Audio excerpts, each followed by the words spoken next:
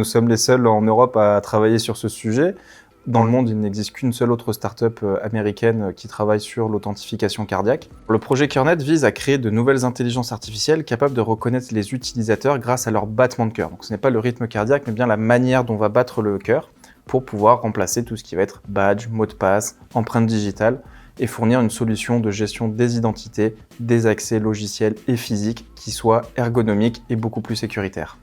CureNet est un projet innovant car découle directement de mes travaux de recherche. Le but de CureNet, c'est vraiment de valoriser mes travaux de doctorat que j'ai réalisés à l'INSA Centre-Val de Loire. Nous sommes les seuls en Europe à travailler sur ce sujet. Dans le monde, il n'existe qu'une seule autre start-up américaine qui travaille sur l'authentification cardiaque. Donc voilà, on a aussi déposé un brevet. Et on en a encore deux autres brevets qui sont en cours de rédaction et qui vont pas tarder à être déposés. Ce qui m'a donné envie de me lancer dans l'entrepreneuriat, c'est deux choses. La première, c'est ma volonté de pouvoir créer et avoir mon propre laboratoire de recherche pour effectuer des recherches sur les sujets qui me plaisent. La deuxième, j'avais un sujet, je savais qu'il était valorisable.